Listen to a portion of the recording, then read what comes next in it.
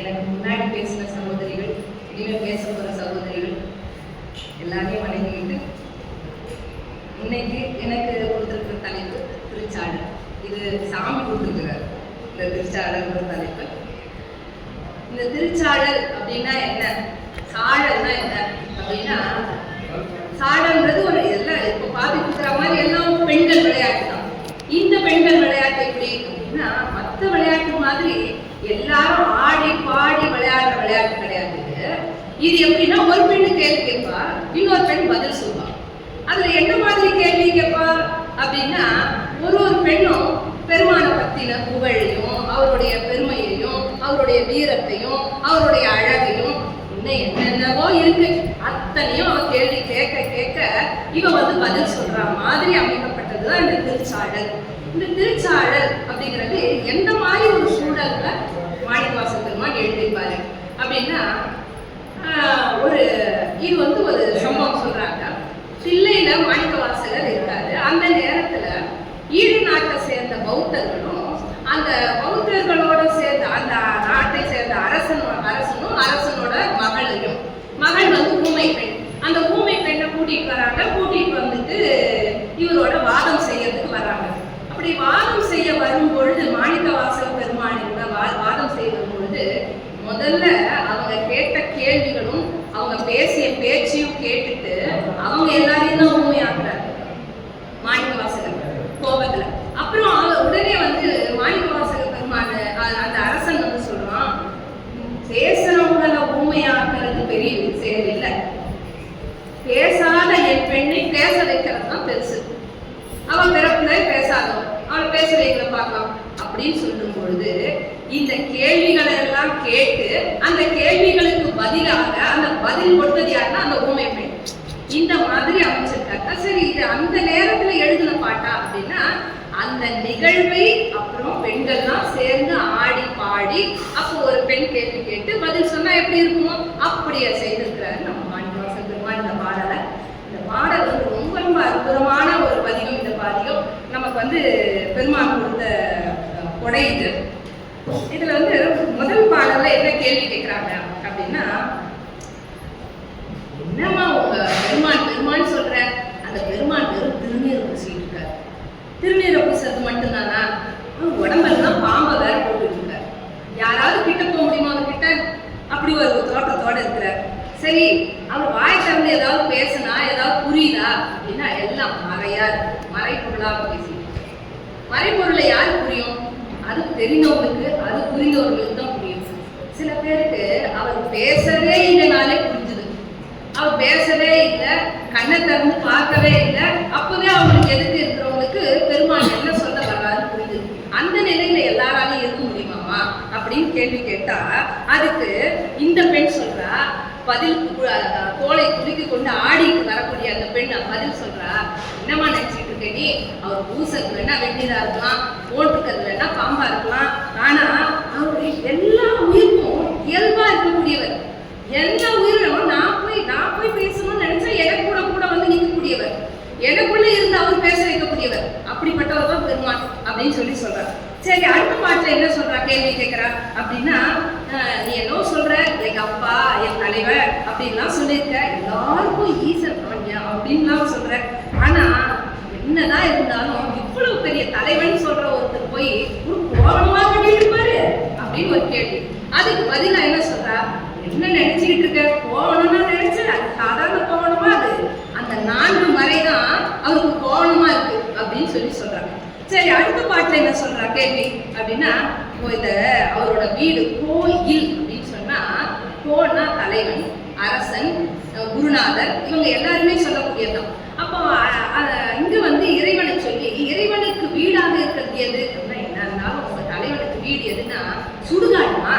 அவர் என்ன நம்ம கூடவா இருக்கிறார் அப்படின்னா என்ன பொருள் அப்படின்னா, நீங்க இங்கெல்லாம் ஆட்டம் போடுவீங்க, வராம கூட இருப்பீங்க, அங்க வராம இருக்க முடியாது, அங்க வந்துதான் ஆகணும், அதனால அங்க நான் உங்களுக்காக அங்க முன்னாடி போய் இருக்கிறேன் அப்படின்னு சொல்லி இருக்கக்கூடிய இடம் அந்த கோயில் சுடுகாடு. அவரோட ஆடை எது? குளித்தோன்னா ஆடை. இப்படி அவருக்கு வேற தாய் கிடையாது, ஒரு தந்தை கிடையாது, இப்படி இருக்கக்கூடிய பெருமான், அவர் தனியா இருக்கக்கூடியவர்.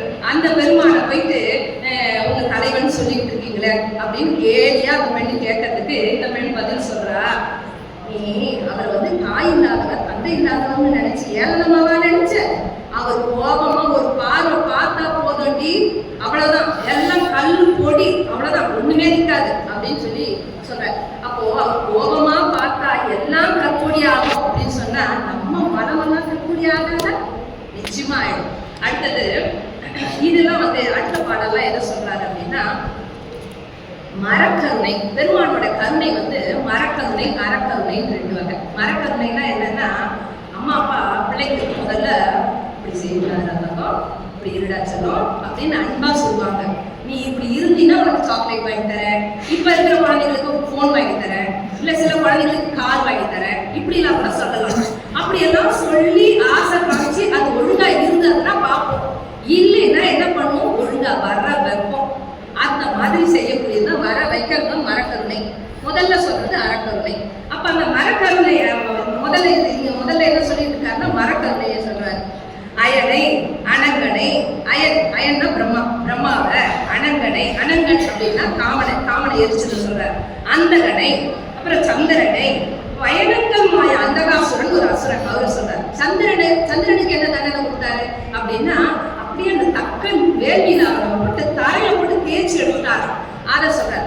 சந்திரனை வயனங்கள் மாயா வடி செய்தான். அவங்களுக்கெல்லாம் வடி இருந்தது, ஆனாலும் அந்த வடி இருந்தது, இப்படி எல்லாம் செய்யலாமா உங்க தலைவன் அப்படின்னு கேள்வி கேட்டா அதுக்கு இந்த பெண் சொல்றா, அதெல்லாம் அவங்களுக்கு என்ன நினைச்சுக்கிட்டு இருக்க, அதெல்லாம் தண்டனையா? அதெல்லாம் இல்ல, குட்டுப்பட்டாலும் மோதிர கையால் குட்டுப்படணும். அதனால பெருமான் தண்டித்தார்னா அதெல்லாம் அவங்களுக்கு செயல்தாமா, வெற்றிதான், அவங்களோட வினையெல்லாம் தீர்ந்து போச்சு அப்படின்னு சொல்லி சொல்றாங்க பாட்டுல. அடுத்தது வந்து தக்கனையும் எச்சனையும். இந்த தக்கன் வேள்வியில நடந்த கதையை தான் சொல்றாங்க.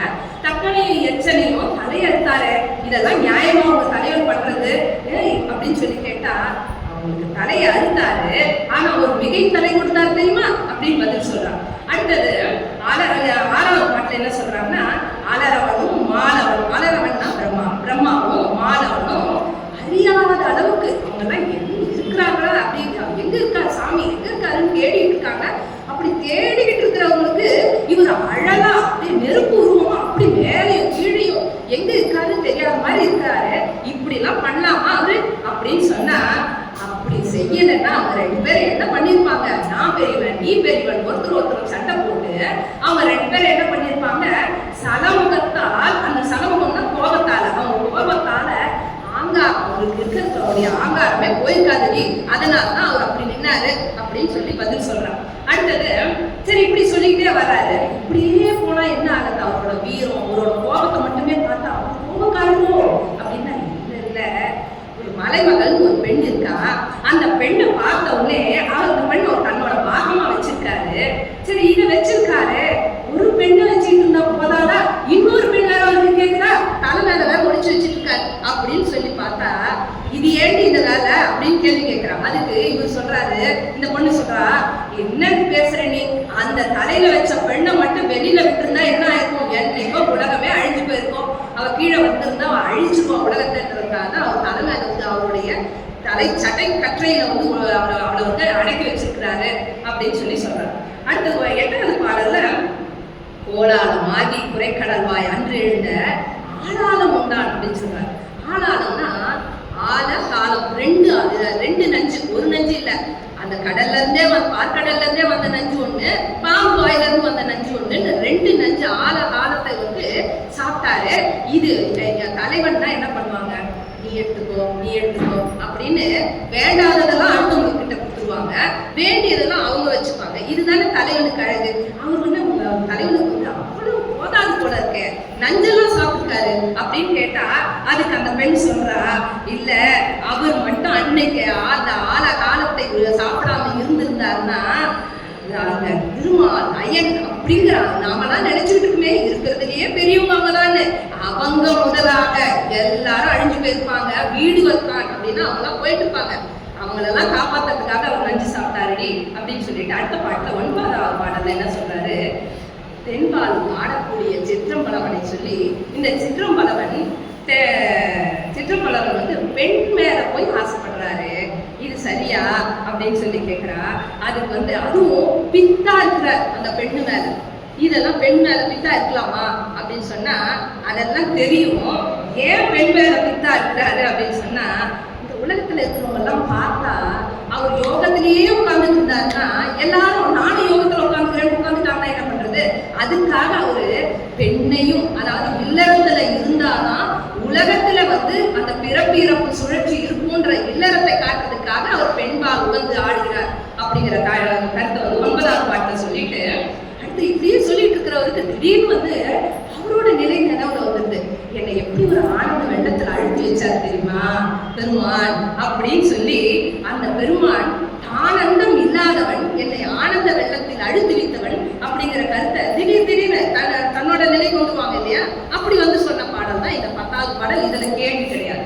அடுத்தது 11வது பாடல்ல, நங்கா இது என்ன தவம், என்ன தவம் இது, என்னவோ தவம் பண்றாருன்னு சொல்ற, கூடவே நரம்பும் எலும்பும் சேர்ந்து ஒரு கங்காலும் ஒரு சட்டை போட்டுட்டு இருக்காரு, இது என்ன மாலை போட்டு சுத்துறாரு அவரு அப்படின்னு சொல்லி கேட்டா, அந்த மாலையை வேற அவரு ரொம்ப ஆசையா வேற போட்டுட்டு இருக்காரு அப்படின்னா, அப்பதான் பிரம்மனுக்கும் திருமாலுக்கும் இவங்களோட காலம் எது வரைக்கும் அப்படிங்கிறது தெரியும்.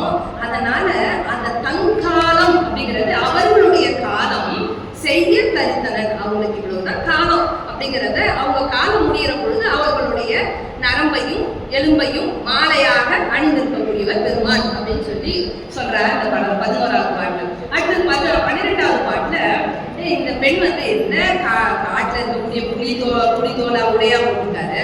அடுத்தது சாப்பிட்றது எந்த பாத்திரத்துல அப்படின்னா நல்லா தெரியும், பிரம்மனோட கபாலம், அந்த தலைதான் அவரு பாத்திரமா வச்சிருக்காரு. அடுத்தது அவருக்கு வீடு காடுதான் வீடு. அடுத்து அப்படி இருக்கக்கூடியவர்கிட்ட போய் யாரு போய் அவரு எல்லாரும் என்ன நினைப்போம், எனக்கு நல்ல பங்களா வேணும், நல்ல கார் வேணும், நல்ல வசதியா இருக்கணும், நல்ல அழகழகான ட்ரெஸ் போட்டுக்கணும், இப்படிதானே நினைச்சிட்டு போவாங்க. இப்படி ஒரு ஆள்கிட்ட போய் யாராவது போய் சேருவாங்களா அப்படின்னு சொல்லி பார்த்தா, ஆனாலும் கேளாய் கேட்டு பாரு அப்படின்னு நினைக்கிறல்ல நீ, அயன் திருமால் இப்படி எல்லாரும் பெரியவங்க நம்ம நினைக்கிறோமே, அவங்கெல்லாம் கூட இவருக்கு வழிவழியா அடியாரா இருக்காங்கம்மா. எத்தனை திருமால், எத்தனை அயன், அவங்களோட பதவி காலம் முடிஞ்ச பிறகு அடுத்து வரக்கூடியவர்கள் இப்படி வழிவழியாக அடியார்களாக இருக்கிறார்கள் அப்படிங்கிறத 12வது பாடல்லையும். 13வது பாடல்ல இந்த மலையறையன் பொற்பாவையை உலகறிய தீவேட்டியது, அதாவது தீவேட்டல் அப்படின்னா திருமணம் செய்து கொண்டதை சொல்றாரு. அதை உலகறிய தீவேடாது ஒழிந்தா என்ன ஆகும் தெரியுமா, அப்படி கல்யாணம் பண்ணிக்கலைன்னா இந்த கலை நவீன்ற பொருள்கள் எல்லாம் கலங்கிடும், அந்த கலையில் நவீன்ற அந்த பொருள்கள் எல்லாம் கலங்கிடும் அப்படிங்கிறத இந்த பாட்டை சொல்லிட்டு, அடுத்தது தேன் பூக்க தன்பனை சூழ் அப்படிங்கிறதுல பாட்டு அந்த தில்லை சிற்றம்பலவன் தான் பூக்கு நட்டம் பயிர்மதி என்னேடி அப்படின்னா, அவர் ஏன் நடனம் ஆடுறார் அப்படின்னு சொன்னா, அந்த காளி இருக்கால அவ எதுக்கு நடனம் ஆடாம இருந்திருந்தா அவ என்ன பண்ணிருப்பா, எல்லாவற்றையும் இந்த உலகத்தை எல்லாம் தரணியெல்லாம் ஊன்புக்க அதையெல்லாம் அவளை உணவாக மாற்றியிருப்பா, அவளை போக்கடிக்கணுங்கிறதுக்காகத்தான் இவர் நடனம் ஆடினாரு அப்படிங்கிறத 14வது பாட்டுலையும். அடுத்த பாட்டுல சொல்றாரு, என்னமா அவங்க தலைவர்னு சொல்ற, ஒரு யானை மேல வரலாம், ஒரு குதிரை மேல வரலாம், எல்லாம் இதெல்லாம் ஒரு தேர்ல வரலாம், இதெல்லாம் விரும்பி வராம இருந்து ஒரு இடம், அது கூட டொக்கு வர்ற அந்த இடத்துக்கு மேல போய் வந்துட்டு இருக்காரு, இதெல்லாம் சரியா அப்படின்னு கேட்டா, அதுக்கு அவர் பதில் சொல்ற அந்த பெண்ணு, என்ன நினைச்சிட்டு இருக்க, அன்னைக்கு முப்புறத்தை எரிக்கிறதுக்காக போனாங்கல்ல, அன்னைக்கு திரும்ப தான் நான் இடமா இருக்கேன் அப்படின்னு நின்னாரு அப்படிங்கிறத 15வது பாடல்ல சொல்லிட்டு, 16வது பாட்டுல இந்த 4 அறமுறை உரைத்த அந்த உள்பொருளை சொன்னதை சொல்லி, அதை அந்த அறமுறை தான் ஆயிடும், என்னதான் அவர் அறமுறைத்தவர் அமைதியாக இருப்பாருன்னு நினைச்சாலும் முப்புராதிகள் மாதிரி வரக்கூடிய அசுரங்களையும் அழிக்கக்கூடிய வல்லமை உடையவர் அப்படிங்கிறத சொல்றாரு. அடுத்தது இவர் அம்பலத்துல ஆடுறாரு, அதுக்கப்புறமா வீடு வீடா போய் பலி கேட்கிறாரு, அப்படின்னு பிச்சாடினாராக இருக்கிறார் அப்படின்னு சொல்லி அவரை போய் தேவன் அப்படின்னு சொல்றதுக்கு என்னால என்னவோ ஏற்றுக்க முன்னாடி அப்படின்னு சொன்னா, நம்மடையும் ஆமாக்கே நான்மறைகள் தாமரையானாங்க, அவருடைய பெருமையை உனக்கு என்ன நினைச்சிட்டு இருக்க, 4 மறை வேதங்கள் ஐயா என ஓங்கி ஆழ்ந்த அகன்ற நுண்ணியனாக இருக்கக்கூடியவன் அப்படின்னு சிவபுராணத்திலேயே சொன்னாரு. அப்ப எம்பெருமான் ஈசா ஐயா அப்படிங்கறதெல்லாம் அந்த 4 மரங்களும் தேடி தேடி பார்த்தது கிடைக்கல, அவர் எங்க இருக்காருன்னு.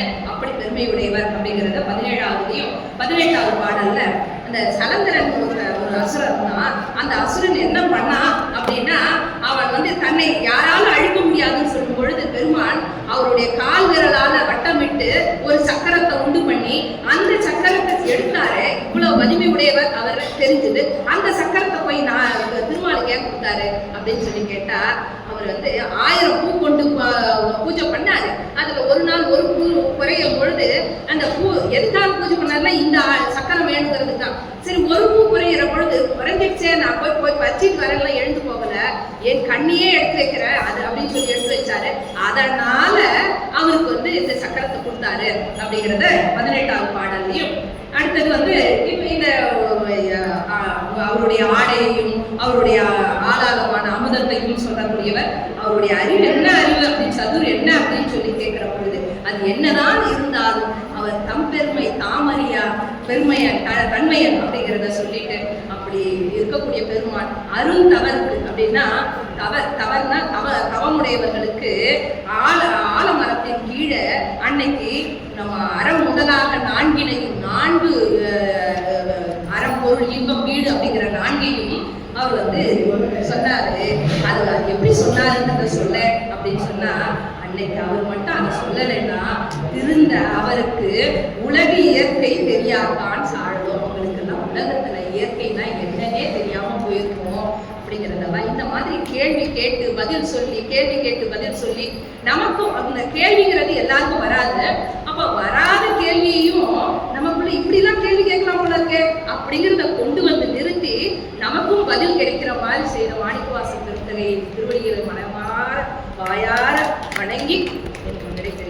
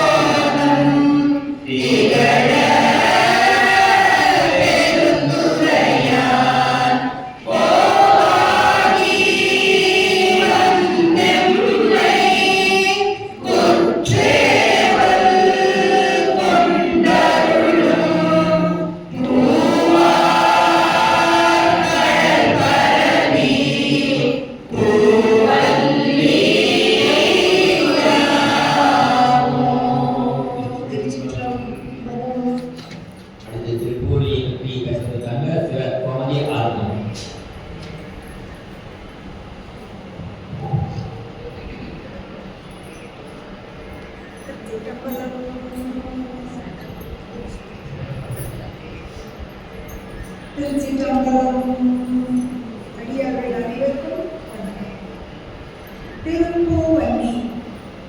மற்ற பதிவுகளுக்கும் திருப்பூவல்லிக்கும் ஒரு பெரிய வேறுபாடு. அது என்னன்னு கேட்டீங்கன்னா, மற்ற பதிவுக்கு உள்ள பாடல்களில் நாம் சிறப்பை தேட வேண்டும். இந்த பதிகத்திற்கு தலைப்பே சிறப்பு. அதாவது திருப்பூவல்லி. திரு என்பதன் பொருள் நமக்கு தெரியும். பூ தமிழில் சில ஓரெழுத்து சொற்களை நாம் கூறும் பொழுதே அதன் பொருளும் வேகமும் நமக்கு புரியும். உதாரணமாக தீ அப்படின்னு சொல்லி பாருங்க, உடனே என்ன வரும்? நமக்குள்ள ஒரு பயம், ஒரு வேகம், அந்த இடத்த விட்டு எழுந்து போடணும் அப்படின்னு தோணும். ஆனா பூ அப்படின்னு சொல்லி பாருங்க, சொல்லும் போதே ஒரு குளுமை, ஒரு மென்மை, ஒரு புத்துணர்ச்சி நமக்குள்ள தன்னறியாம வரும். அதனால்தான் சிவபெருமானுக்கு மிகவும் மிகவும் பிடித்தது பாமாலைக்கு அடுத்தபடியாக இந்த பூமாலை. இதை புரிந்து கொண்டதால்தான் மாணிக்கவாசகரே ஒரு தனி பதிகம் 20 பாடல்களை கொண்ட ஒரு தனி பதிகத்தை இதற்காக ஏற்படுத்தியிருக்கிறார். அடுத்த சிறப்பு இன்னைக்கு ஒரு சிறப்பான தினம். பொதுவாக திருவாசகத்தை பற்றி சொல்லும்போது நம்ம சொல்லுவோம், மனிதர் சொல்லி மனிதர் கேட்டது திருக்குறள், கடவுள் சொல்லி மனிதர்கள் கேட்டது பகவத்கீதை, மனிதர் சொல்ல கடவுள் கேட்டது திருவாசகம். இன்னைக்கு அதை கொஞ்சம் மாத்தி மகளிர் சொல்ல கடவுள் கேட்கிறார் அப்படின்னு நம்ம வச்சுக்கலாம். இன்னைக்கு மட்டும் அதாவது அடுத்தது சரி, இந்த மாதிரி பூ பூ என்பது பூ அப்படிங்கிறது சாதாரணமாக நம்ம சொல்லும்போது என்ன சொல்லுவோம்? பூ பறிக்கிறது, பூ பறித்தல் அப்படின்னு நம்ம சொல்லுவோம். ஏன் மாணிக்கவாசகர் இதில் உள்ள 20 பாடல்கள்லையுமே பூவல்லி கொய்யாமோ அப்படிங்கிறாரு? அப்படின்னா என்ன வித்தியாசம்? பூ பறிக்கிறது நம்ம சொல்றது தவறா? அப்படிலாம் கிடையாது. இந்த ரோஜா மரம் இந்த மாதிரி கடினமான வலிமையான செடிகளில் உள்ள பூக்களை எடுக்கும் பொழுது அதை பூ பறித்தல். இப்போ நம்ம சாதாரணமாக சொல்லுவோம் இல்லையா, வழிப்பறி அப்படின்னா என்ன? அது கொஞ்சம் வைலண்டாக ரஃபா செய்யும், அதை இது பூ பறித்தல். அதுவே நிலத்தில் படர்ந்திருக்கும் கொடிகளில் உள்ள பூக்களை நாம் பறிக்கும் பொழுது அதை என்ன சொல்ல வேண்டும் என்றால் பூ கிள்ளுதல். ஆனால் மரத்தின் மீது படரும் கொடிகள், பந்தல், நீர்நிலைகளில் உள்ள கொடிகளில் உள்ள பூக்களை எடுப்பதை பூ கொய்தல் என்று கொள்ள வேண்டும். இங்கே மாணிக்கவாசகர் பெண்கள் அல்லிப்பூக்களை கொய்வதை பற்றி பேசுவதால் ஒவ்வொரு பாடலும் பூவல்லி கொய்யாமோ என்று நிறைவு செய்கிறார். அடுத்தது இந்த பூவிற்கு வேறொரு சிறப்பு. அது உதிர்ந்து வாடி விழும் வரை தன்னை சுற்றி ஒரு புது நல் மனத்தை பரப்பிக் கொண்டே இருக்கும். அது போன்ற ஒரு வாழ்க்கையை நாம் அனைவரும் வாழ வேண்டும். அதற்கு எம்பெருமானின் துணை நமக்கு வேண்டும் என்பது இப்பதிகத்தின் திரண்ட கருத்துக்களில் ஒன்று. இரண்டாவது, ஒரு பூவை ஒரு செடியிலிருந்து நம்ம எடுத்துட்டோம்னா அந்த செடிக்கு பூவுக்குமான தொடர்பு முற்றிலும் அறுந்துவிடும். முற்றிலும் அறுந்துவிடும். அதே போல இறைவனது கடல் பற்றி நாம் வேண்டினால் மாயை என்னும் பிடியிலிருந்து, ஆணவம் கர்மம் மாயை என்னும் பிடியிலிருந்து நாம் மொத்தமாக முழுமையாக விடுபட்டு விடலாம் என்பது இப்பதிகம் சொல்லும் இரண்டாவது கருத்து. இப்பதிகத்தில் உள்ள 20 பாடல்களிலுமே மாணிக்கவாசகர் அதைத்தான் மீண்டும் மீண்டும் மீண்டும் வலியுறுத்தி கூறுகிறார். அதனால் நான் முதலே சொன்னேன், இந்த பதிகத்தின் தலைப்பே சிறப்பு. பாடல்கள்ல சிறப்பையே தேட வேண்டாம், இந்த தலைப்பே சிறப்பு. அடுத்தது பூ, பூ பத்தி சொல்றோம். அடுத்தது வள்ளி. வள்ளின்னா என்ன? இதை சாதாரணமாக நம்ம வீடுகளில் பெயர்களின் இறுதியில் கேட்கும். குமுதவல்லி, அமுதவல்லி, கற்பகவல்லி இப்படி கேட்கும். அப்ப வள்ளிங்கிறதுக்கு என்ன பொருள்? கொடி என்பது பொருள். பூவல்லி என்றால் கொடியிலிருந்து பூக்களை கொய்வது என்பது பொருள். திரு என்பது நமக்கு தெரியும். இப்போ திருப்பூவல்லி, இப்போ நீங்க உங்களுக்கே புரியும் இந்த தலைப்பின் சிறப்பு என்ன. மகளிரை பற்றி திருவாசகர் மாணிக்கவாசகர் கூறும் மற்ற பதிகங்களில் எல்லாம் மகளிர்கள் செய்யும் விளையாட்டுகளை, அம்மானை விளையாடுறது, திருச்சூடன் மிதிக்கிறது, அதெல்லாம் சொல்றாங்க. ஆனால் நீங்க யோசிச்சு பாருங்க, நம்ம வீட்டில் ஒரு நல்ல காரியம் இருக்கும், ஒரு பூஜை பண்ணும், ஒரு பூ இல்லாம முடியுமா? வேற எண்ணெய் இல்லாம வேணாலும் இருக்கலாம். ஒரு பூ இல்லாம ஒரு பூஜை பண்ண முடியுமா? ஒரு நல்ல காரியத்தை நடத்த முடியுமா? முடியாது. அதுதான் நம்ம சாதாரணமாகவே சொல்லுவோம், பொண்ணு வைக்கிற இடத்துல பூ வைக்கி. அதோட அர்த்தம் ஒரு கிராம் தங்கமும் ஒரு முழம் பூ ஒரே விலை என்பதல்ல. அதல்ல பொருள். ஒன்னளவு மதிப்புடையது இந்த பூ இல்லையா? ஒரு தவறான ரீதியில் யாருக்குமே தெரியாம ஒரு ஓடி போய் திருமணம் செய்தவங்க கூட என்ன பண்ணுவாங்க? ஒரு மாலை வாங்கிட்டு அப்படின்னு சொல்லுவாங்க. அந்த மாலை போடாம கல்யாணம் பண்ண மாட்டாங்க. அம்மா அப்பாவுக்கு தெரியாம கல்யாணம் பண்ணுவாங்க. ஆண்டவன் சன்னதியில கல்யாணம் பண்ணுவாங்க.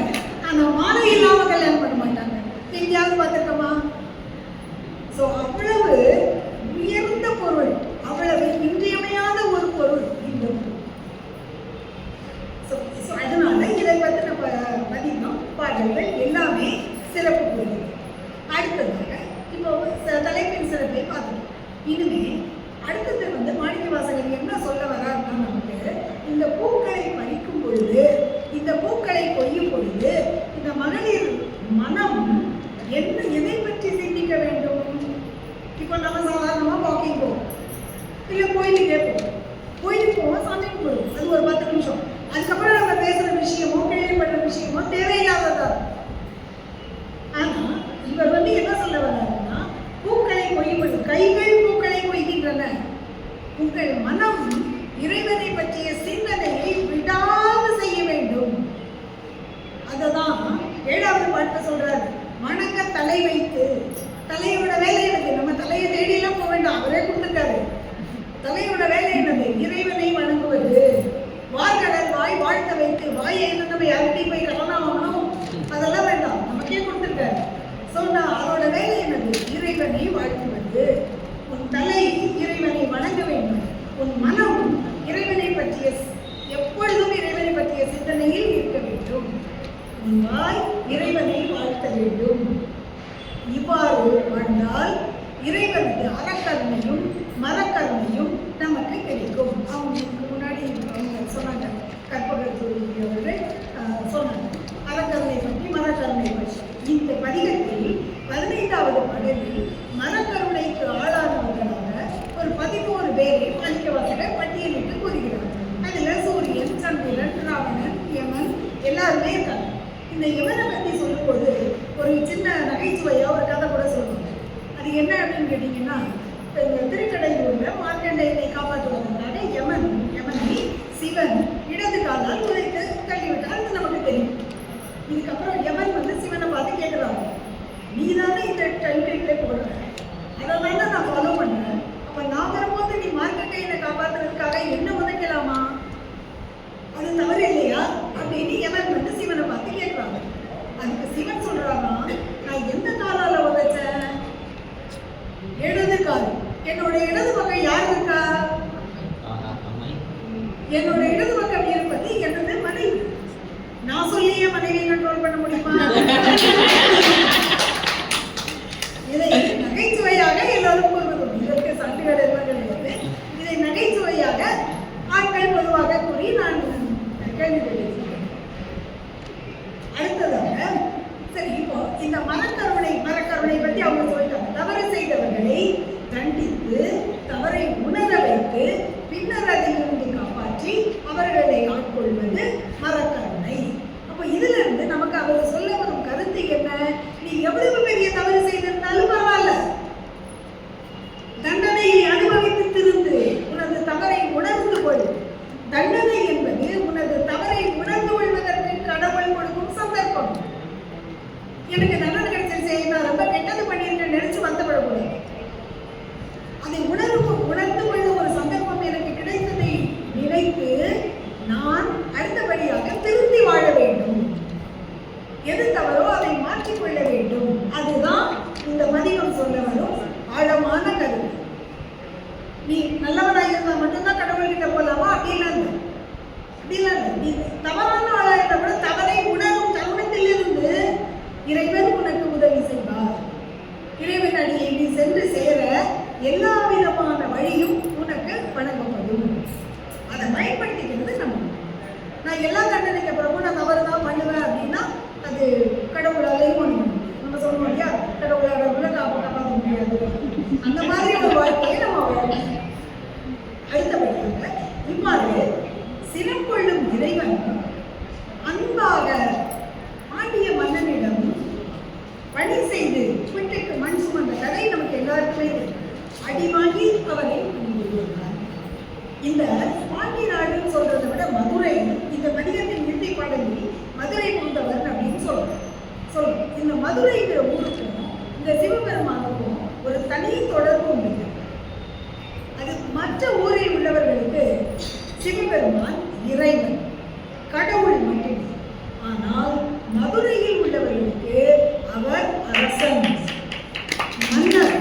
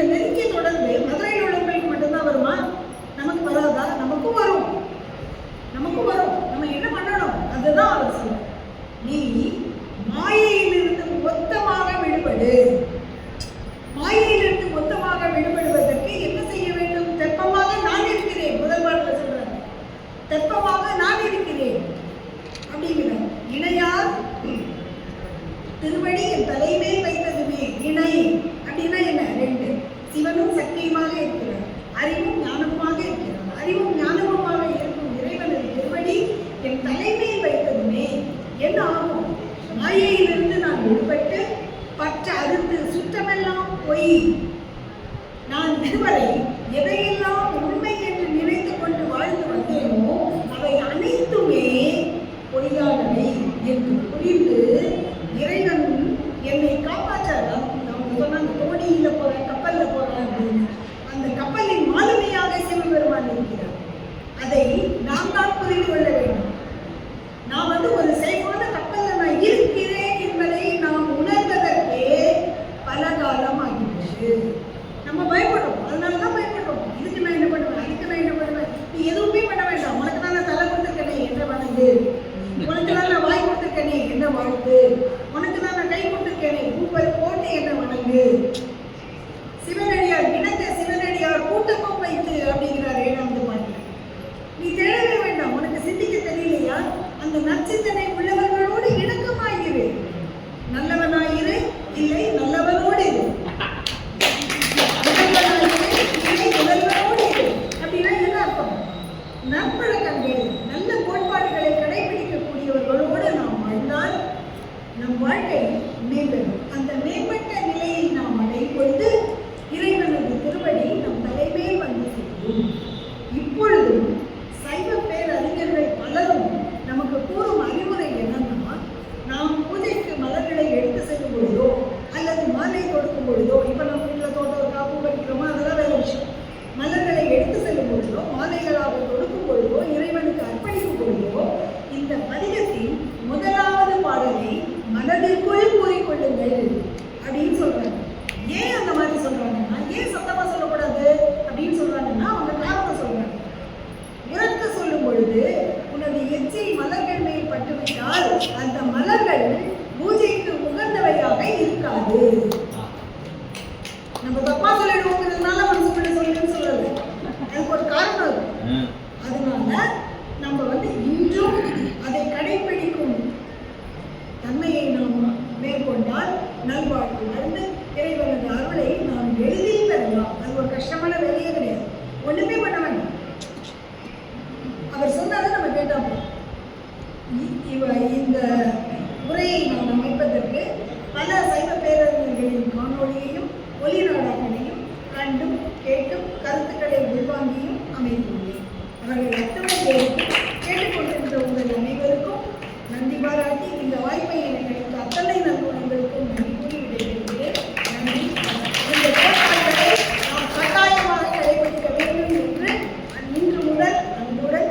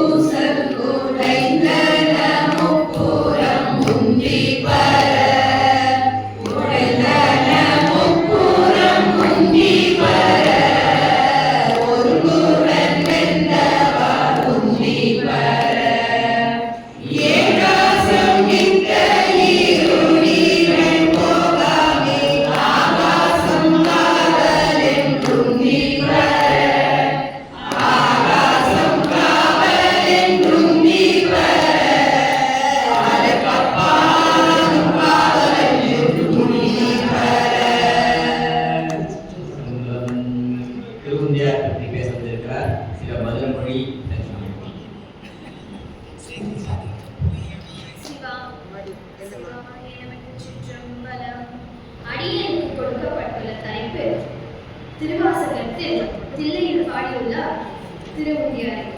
உந்துதல் என்றால் அல்லது பெண்கள் 2 கைகளையும் மேலே நீட்டி ஆகாசத்தில் பறப்பது போல 2 கால்களையும் சேர்த்து பெருவிரல் நுனியில் நின்று கூடிய ஆட்டம் உந்தியம்.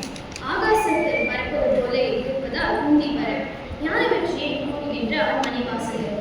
திருமுதியார் முப்புறம் எரித்தது, தக்கன் வேண்டி பிரம்மாந்தனையை கொய்தது, ராவணனை அடக்கியது, முனிவர்களை காப்பாற்றியது. முதல் 4 பாடல்கள் முப்புறம் எரிப்பதை பற்றி கூறுகிறது. முப்புறமை எப்படி அழைச்சாரு அப்படின்னா, அதாவது 3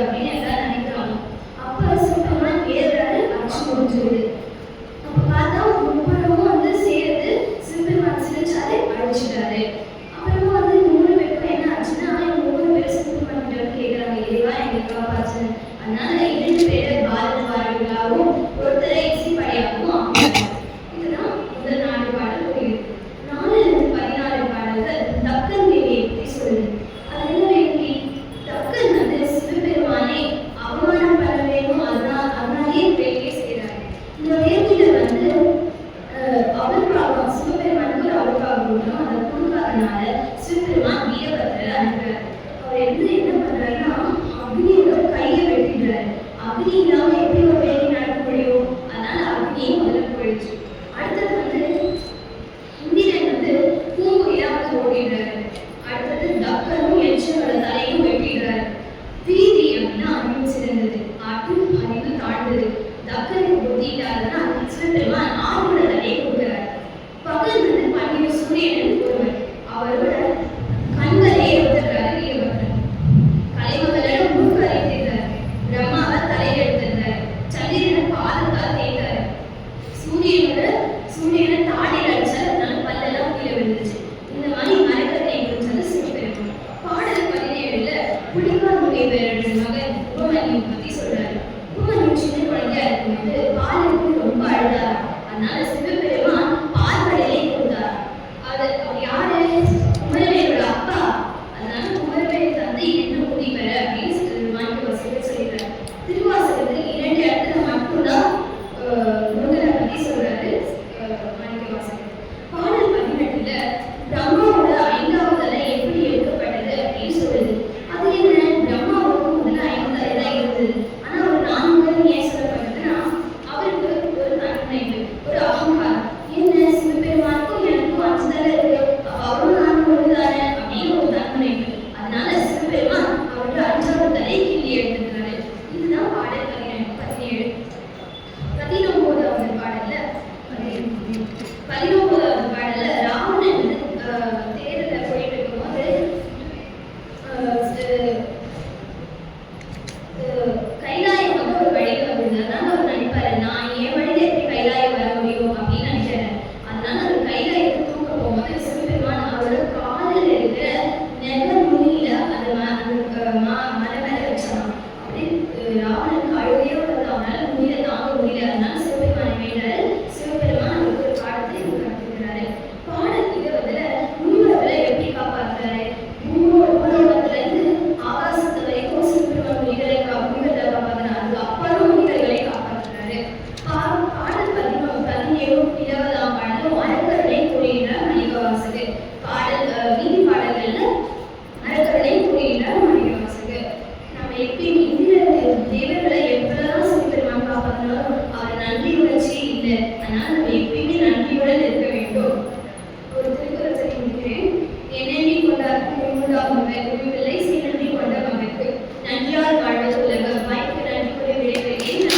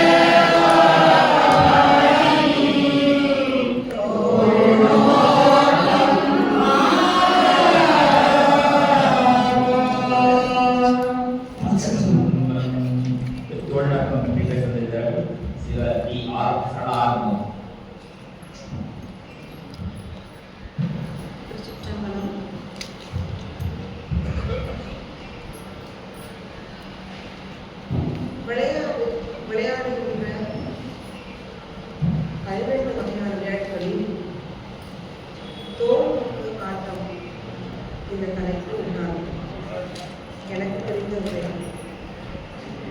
பிரபஞ்ச சுத்தி தில்லையில் தங்கியது நாளடி தரவு பச்சை கழிப்பான இந்த பாடல்கள்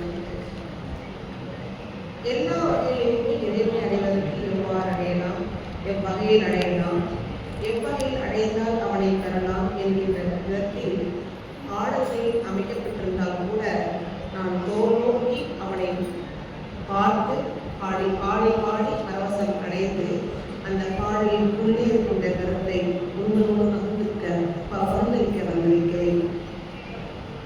மூத்த பிரானே, நான் ஒரு திருவடியை சேர முயன்றேன். என் தோல் வீசி நின்று ஆடும் பிராணனை வைத்து கை வீசி 10 வகை செயற்பாடுகள் கொண்டு கருத்தும் கண்ணும் செயலாற்றிய தோல் வீச்சுகளில் பிரபஞ்ச சித்தி உணர்த்தும் ஆட்டத்திலும் மாணிக்க வாசகர் இறைவனை போற்றுவதில் இப்பாடலில் சிறப்பாக இருக்கிறது. பிரபஞ்சம் காணல் நீர் போன்றது, பொய்யானது. பரமனோ பொய்ய நீர் போன்றவர் என்று முதல் பாடலேயே தன்னை நிரூபித்து காட்டியிருக்கிறார். பொய்யான உலகத்தை கண்ட நீ எப்பொழுதும் ஆனந்தம் அடையாதே. காணல் எல்லா இடத்திலும் பரவியிருக்கின்றது. காண்கின்ற கண் உள்கண்ணாக இருக்க வேண்டும், ஞான கண்ணாக இருக்க வேண்டும் என்று முதல் பாடலையே நினைத்திருக்கின்றார். என்னாலும் பிறவி கடலில் நழுத்தாமல் இறைவன் என்னை ஆட்கொண்டான். அறிவும் அயவும் அவனை காண மாட்டார்கள் மொழியே நீ ஆழ்வாயாக. திருவண்ணாமலையில அடிமுடிக்கான அருட்பெரும் மொழி நெருப்புலோகமாக நின்று எல்லாருக்கும் வருவாழ்த்து கொண்டிருக்கின்ற அந்த அண்ணாமலையான் இங்கு என்னாலும் பிறவி கடலில் அழுத்தாமல் இறைவன் எம்மை ஆட்கொண்டான். அறியும் அயவும் அவனை காண மாட்டார்கள் இந்த பாடலை அவர் அழகாக விளக்கியிருக்கின்றார். ஆழத்தை இறைவனுடைய தூய்மையை, இறைவனுடைய பெருமையை நமக்கு ஒளி வடிவாக இருக்கின்றவர், எங்கும் வியாபித்திருக்கின்றவர், உலகம் முழுவதும் ஒளி பிரகாசமாக இருக்கின்ற அவனை காண அறியாலும் அதாவது பிரம்மனாலும் திருமாலும் ஆகாது, ஆனால் அடியாருக்கு ஆகும் என்று அவர் சொல்லியிருக்கின்ற பாகம் என்று எழுகிறது. பிரபஞ்ச சுத்தியானது பரம்பொருளில் இருப்பதை விட மேலான மனநிலையில் இருப்பது. அதாவது கண்ணப்ப நாயனார் தம் வாயில் நீர் விளக்கை கொண்டு வந்து பூசை செய்து தொழில் பெற்ற வந்தார் காலத்துல அந்த விஷயம் என்னன்னாக்கா அதிமயம்னு சொல்லுவாங்க. அது எல்லாருக்கும் அந்த கதை தெரிஞ்சிருக்கும். இந்த காலத்தில் அறிஞர்களை நான் ஆர்த்த பணித்து கொள்கிறேன். என் கண்ணெந்தை அவன் கசிந்து செய்து கருணையுடன் எதிரில் தோன்றியவன் போய் நெஞ்சில் குடிபுகுந்து நான் நல்லொழுக்கத்தில் நிலைபெற செய்து அவனை உலகத்தவர் அறிந்து கொள்ளும்படி சொல் ஓவியம் அறிஞர்களை நியமித்துள்ளார். இறைவன் உன்னுடைய கட்டளை நீ இப்படியாக இரு, இப்படியாக செய், இப்படியாக நீ இருந்தால்தான் உன்னுடைய இயல்பான வாழ்க்கையை விழுகின்ற செய்வேன் என்று சொல்லியிருக்கிறபடியாக இந்த பாடல் அமைந்தது. 4ஆம் பாடல். கல் நெஞ்சை அவன் கசிந்து உரு செய்வான். கல்லையும் கசிந்து உரு செய்கின்றவன் கல்லுக்குள்ளும் இருக்கின்ற தேரைக்கு உணவை கொடுப்பது எவ்வாறும் அவ்வாறும் கல் மனதில் இருக்கின்றவரை கல்லாத மனதில் இருக்கின்ற கவலை கலைகளை எதிர்க்கின்றவனாக இவன் நம் முன்னே வியாபித்திருக்கின்றான். பிரபஞ்சம் மாயுள்ள ஜீவாத்மா புத்தமடைவதற்கு ஏற்ப அவன் பரமன் மயமாக பரிணாமிக்கின்றான் என்று அந்த 4வது பாடல் விளக்கமாக சொல்கிறது. ஈசன் ஒருவனின் நிலம் இதனை 8 மூர்த்திகளாகவும் 7 உலகங்களாகவும் 10 திக்குகளாகவும் தென்படுகின்றான் என்று 5வது பாடலில் உள்ளது. ஆகமாக நின்றான், எல்லாரும் அவனாக இருக்கின்றான். நாம் காணுகின்ற ஒவ்வொரு அணுவிலும் அவன் நிறைந்திருக்கின்றான் என்பது போல இந்த பாடல் வரிகளை அவன் எங்கும் உலகம் எங்கும் வியாபித்திருக்கின்றான் என்று சொல்லுகின்ற அழகு விழுகிறது. புத்தன் முதலாகிய சமயவாதிகள் பலர் அறிவு குழப்ப நிலையில் இருக்க என் சித்தமோ சிவமயமாய் தெரிந்திருக்க தவசெயலை அவன் கருணையினால் தெரிந்தே சொல்லணும். ஏன்னா சைவத்தை அழிக்க ஆதி மதமான சைவத்தை அழிக்க புத்தரை வழிபாடு செய்கிறவர்கள், அதாவது சாக்கியை வளர்த்தவர் அதிகமான வாக்குவாதத்தில் ஈடுபட்டுக் கொண்டிருக்கின்ற பொழுது மாணிக்க வாசகர் அவர்களை வந்து தன்னுடைய வாதத்தால் வெற்றி கொண்டா என்கின்ற ஒரு சொல் மதத்தை கூடுகின்ற ஒரு சொல்லாக இருப்பதால் அதை விடுத்து இறைவன்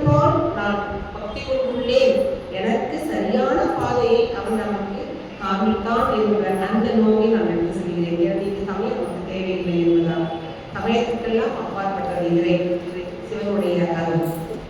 சுத்த மனம் படைத்தவர்கள் செயல் எல்லாம் பரமனின் ஆராதனை ஆகின்றன, அவையே தவசேனாக ஆகின்றன. அதாவது என்னன்னா, இந்த உபநிடத மதம் 96ல பகவத்கீதை 9:27 ஒரு விளக்கத்துக்கான குந்தியுடைய புதல்வனை செய்தாலும் யாகம் செய்தாலும் எந்த யாகம் செய்தாலும் எந்த விதமான நிலைகளில் அவன் தன்னை அர்ப்பணித்துக் கொண்டாலும் அந்த அர்ப்பணிப்பு எல்லாம் சிவன் மீது அர்ப்பணிக்க வேண்டும் என்று சொல்வாயாக செய்வாயாக என்று சொல்லுகின்ற விதமாக அமைகிறது. சிவ பூஜையானது மகாபாவ செயல்களையும் புண்ணியமாக மாற்ற வல்லது. கணேசர்களுக்கு சிவகதி அனைத்து வாய்ப்புகளையே அழகாக கூறியிருப்பது இந்த பாடலுக்கும் 7வது பாடலுக்குமாகும். எத்தனை பாவங்கள் செய்தாலும் அரண் என்றால் அதை நம்மை விட்டு விலகிவிடும் என்கின்ற அந்த பொருளாக நாம் பார்க்கலாம். 8வது பாடலில் பார்த்தோம்னா, பக்தி மேலிட்டால் ஜாதி குலம் கோத்திரம் என்னும் நிலை கடந்து உலகத்தவரின் இயல்பை நடைமுறை வேத புத்தியை நாம் மீறி இருக்கின்றோம், ஆனந்த கூத்தனோடு நாம் ஒன்றுபட்டு இருக்கின்றோம் என்று சொல்லப்படுகின்ற இந்த கருத்தானது நாரத பக்தி சூத்திரம் 72 பக்கம் 47 ரொம்ப அழகாக சொல்லியிருப்பாங்க. இறைவனை எவ்வாறெல்லாம் அடையலாம், இறைவன் எப்படிப்பட்டவன், நம் முன்னே எப்படியெல்லாம் தோன்றுவான், அவன் ஆனந்த கூத்தனாக, அழகிய பரிணாமிக்கவனாக, அழகிய குழந்தை வடிவமாக, பல கலைகளை கற்று ஆடல் அரசனாக இருக்கின்ற தில்லையில் ஆடுகின்ற அவனுடைய ஆட்டத்தை நமக்கு காட்டுகின்ற விதத்தில் என்னவென்றால், உன்னுடைய கர்மத்தை அழிக்கின்ற ஆடைகளவான் ஆடுகிறேன் என்று சொல்லுகின்ற விதத்தில் அந்த வரியில் நமக்கு அமைக்கப்பட்டிருக்கும். பரவனை போக்குவதற்கு பிரகிருதியை பயன்படுத்தல் அதன் புனிதமான செயலாகும் என்பதை 1000 தாமரை மலர்களை கொண்டு திருமால் மகாதேவனை அர்ச்சித்தார். ஒரு மலர் குறைய தன் கண்மலரை அவர் கொடுத்து வஜ்ரத்தை அவர் பெற்றுக் கொள்வார். இந்த பாடலை திருச்சாழல் 12வது பாடலும் அந்த கருத்தை வலியுறுத்தியிருக்கிறது. மாணிக்க வாசகர் காரணம் இல்லாமல் ஒரு வரியை கூட எழுதிக்க மாட்டார். அப்படி இருக்க திருச்சாழலிலும் அந்த வரிகளை கொடுத்தவர் இங்க திருத்தாவூரில் கொடுத்திருக்கிறார் என்றால், இறைவனை அடைவதற்கு எப்பொழுதும் நினைவுகின்ற ஒரு செயலாக நான் இதை நினைக்கின்றேன். பிரபஞ்சத்தில் இருப்பவர்கள் எல்லோரும் பரமனோடு எவ்விதத்தில் தொடர்பு கொண்டாலும் அதன் விளைவாக அவர்கள் தூய்மை அடைகின்றனர். 16வது பாடல் விளங்குகிறது. தூய்மை நெருப்புக்கு தன்னிடம் ஐக்கியமாகின்ற அத்தனை பொருளை தூய்மையாக்கின்ற குணம் கொண்டது. அதனால்தான் சிவபெருமான் நெருப்பாக நாம் கூறியிருக்கின்றான். நாம் அவனோடு ஐக்கியப்படுகின்ற போது நம்முடைய கர்மாக்களை அவன் புசுகின்றான். ஜோதி வடிவான உலகத்தில் வியாபித்திருக்கின்றவன். அப்படிப்பட்ட அவனுடைய கருணையை, அவனுடைய தொடர்பை, அவனுடைய அருளை பெறுவதற்கு நான் தோல் கொண்டு ஆட வேண்டும், தோல்நோக்கோடு ஆட வேண்டும். பிரகிருதியை தான் என்று உணர்த்துவது அகங்காரம். அகங்காரத்தை அகற்றியவரை அகண்ட வஸ்துவின் ஒன்றுபடுகின்றன. புராண கதை 1 பக்கம் 91 சொல்லப்படுகிறது என்னவென்றால், பிரகிருதி அதாவது அகங்காரம் என்பது ஒரு மனிதனை ஆக்கிவிக்கின்ற கருவி. அந்த அகங்காரத்தை எவ்வழியில் அகற்ற வேண்டும் என்றால், அகத்துக்குள்ளே சிவனை கூட்டி கொண்டிருந்தால் அகங்காரம் மாயமாக மறைந்துவிடும் என்று சொல்வதை போல அமைந்திருக்கிறது. 13வது பாடல் பார்த்தோம்னா, பிரபஞ்சமே கால சொரூபம், க்ஷரம் அல்லது அழியும் தன்மை உடைய அதை சார்ந்திருப்பவை எல்லாம் வீண். பரமனோ அக்ஷரம், அவன் கீழ் இழி அவனை சாகும் பொழுது பிறவி வேர் படைத்து எடுக்கப்படுகின்றன. நம்முடைய பிறவி கடனை கழிக்க வேண்டும் என்றால் பரமனை நாட வேண்டும். நம்முடைய கர்மங்களை தீர வேண்டும் என்றால் ஆடலர்களை நாட வேண்டும். நம்முடைய நிலையில் உள்ள தீங்குகளை கலைக்க வேண்டும் என்றால் ஜோதி வடிவானவனை அணுக வேண்டும். அப்படி ஜோதிமயமான பரமன் சொல்லுக்கு அப்பாற்பட்டவன் அவன் என்னுள் பிரசன்னமானதும் கரை காணாத ஆசை கடலை கடந்தே இந்திரிய பறவைகளோ விஷயங்களின்றி கெட்டுழிந்தன. நான் என்னும் ஜீவை போதமும் போயிற்று. மனதை அகண்டகார பூர்த்தியில் செலுத்துவது பிரபஞ்சத்துக்கு அப்பால் போவதற்கு ஒன்றும் இல்லை, குற்ற உபாயமாக இருக்கின்றது. ஆதலால் பொறிகள் தாமாகவே அழுத்தப்பட்டு போகின்றன என்று உபநிடதம் 59வது வரிகளும் பக்கம் 378 இவ்வாறு நடந்துள்ளது. மாணிக்க வாசகருடைய வரிகளை ஒட்டி சில புராணங்கள் சொல்லப்பட்டிருந்தால் கூட இந்த இந்த மாணிக்க வாசகத்தில் மட்டும், இந்த திருவாசகம் மட்டும் நம்மை எப்போதும் உருகுகின்ற ஒரு செயலாக சொல்லாக அமைந்திருப்பது மாணிக்க வாசகருடைய பக்தியின் மேம்பாடு.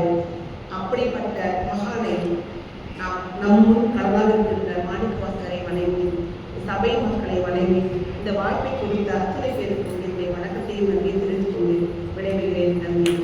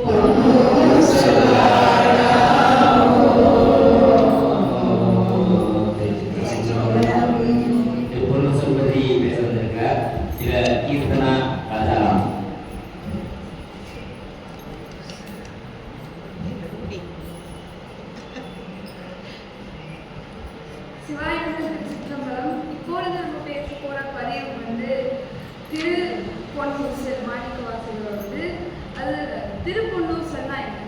ஊஞ்சல் என்பது பெண்கள் விளையாடக்கூடிய விளையாட்டு. அந்த விளையாட்டில் பெருமான் புகழ் பாடுற விளையாட்டா மாத்தினாரு மாணிக்க வாசகர்.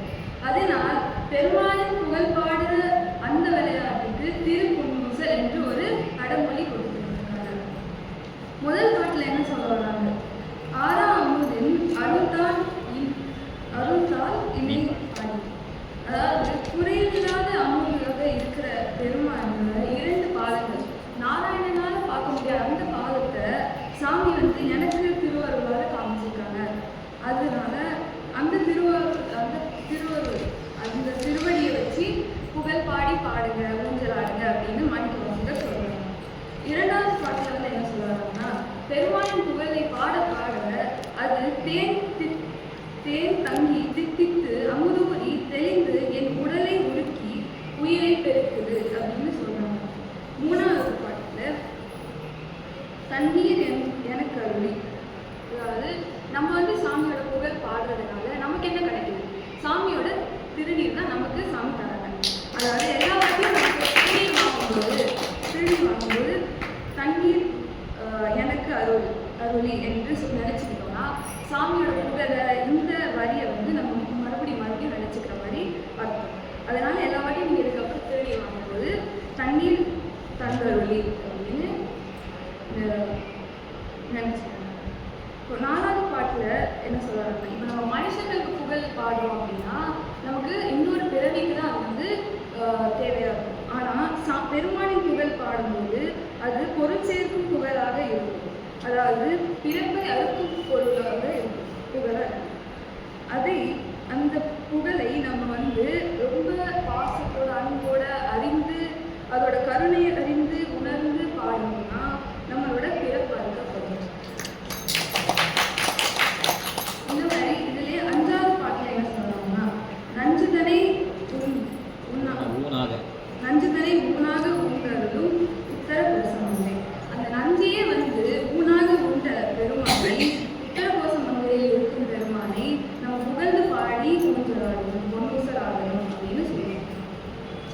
6வது பாட்டுல கோதாட்டி நாயனை ஆட்கொண்ட. கோதாட்டி அப்படின்னா இப்போ ஒரு தாய் குழந்தைங்க பண்ற எல்லா குற்றங்கள் தப்புகளையும் கழித்து வெறும் நல்லதுக்கு மட்டும்தான் பண்ணுவாங்க. அதே மாதிரி நம்ம சாமியும் நம்ம நிறையா பண்ணுறதுன்னு சொல்லுவோம். ஏன்னா ஒரு மனுஷனா நம்ம நிறைய குற்றங்கள் பண்ணுவோம். அதே மாதிரி சாமியை நம்மளோட குற்றங்களெல்லாம் நீக்கி நமக்கு அருள் புரிவாங்க ஒரு தாயா அப்படின்னு சொல்லுவாங்க. 7வது பாட்டுல என் அத்தன் என்னையும் ஆட்கொண்டான். என் அத்தன் அப்படின்னா 6வது பாட்டுல எப்படி தாயை வச்சு சொல்றாங்களோ, என் அத்தன் அப்படின்னா தந்தைன்னு அர்த்தம். சாமி நமக்கு தந்தையாகவும் அருள் புரிவாங்க. என்னையும் ஆட்கொண்டான் அப்படின்னா மாணிக்க வாசகர் என்ன சொல்றாங்கன்னா, என்னையும் ஆட்கொண்டான்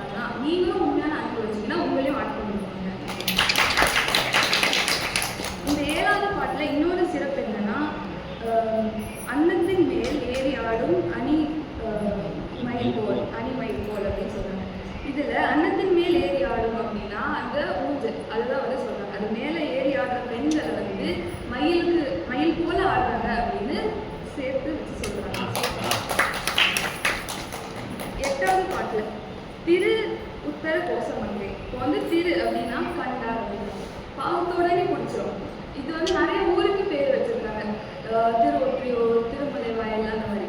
ஆனா திரு உத்தர கோசமங்கை அப்படின்னு மற்றவங்க எல்லா ஊர்லயும் அப்படி சொல்ல மாட்டாங்க. ஆனா மாணிக்கவாசகருக்கு வந்து அந்த ஊரோட நினைச்சாலே பேசினா பார்த்தாலே வந்து அந்த ஊர் வந்து எல்லாருக்கும் பிடிச்சி போயிடும். அதனால அதுக்கு பின்னாடி அவ்வளோ சாமிக்கே பிடிச்ச இடம் அப்படிங்கிறதுனால திரு உத்தர கோசமங்கை. அப்புறம் 9வது பாட்டுல எம் தரம் ஆட்கொள்வார் அப்படின்னா, இப்போ நம்ம ஒரு கடைக்கு போறோம் அப்படின்னா இருக்கிறதுலே நல்ல தரமுள்ள பொருள் தான் வாங்குவோம். விலை கம்மியா இருந்தாலுமே தரம் இருந்தால் தான் நம்ம வாங்குவோம்.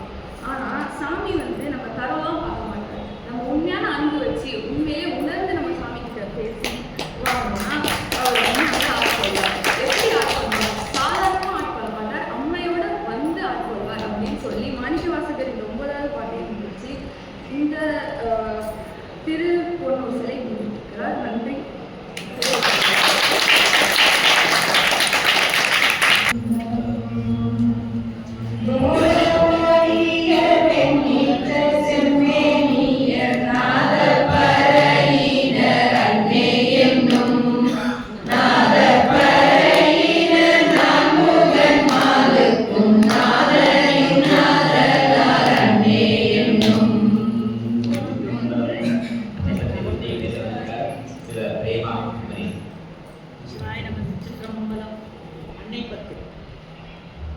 அன்னைப்பத்து என்பது அன்னை என்னும் சொல் ஒவ்வொரு திருப்பாடலிலும் அமையுமாறு பாடப்பெற்ற 10 திருப்பாடல்களை கொண்டதாகும். அவ்வகையில் தலைவியின் மனநிலையை நன்கு தெரிந்து கொண்ட தோழி செவிலித்தாய்க்கு அந்நிலையை எடுத்து உரைப்பது. அன்னைப்பத்தில் வரும் அன்னை என்பது தலைவி தோழியை கூறும் சொல். இதனை அன்னை என்னை என்றும் கூறலாம்.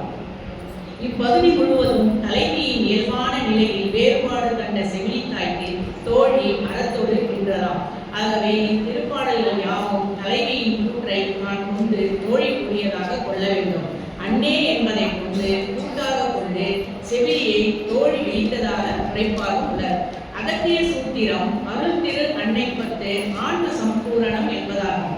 இதன் மொழிப்படு கூடி முற்பதிக அனுபூதிப்படி திருவருளாய் நின்று ஆடாமல் ஆடி நின்ற முறைமையில் உண்டாகிய சிவானந்தத்தை சொல்ல புலப்படாததால் அருளுக்கு அருளாய் அவேத குருவாய் அத்துவித சித்தாந்த அடிமைத்திற உண்மை பொருளாய் உள்ளதனை ஒருவருக்கு ஒருவர் அளவலாவி வினா விடையான சிவானந்த பெருக்கை தாயும் பெண்ணுமாகிய இருவருக்கும் ஒரு மொழியான அனுபவம்.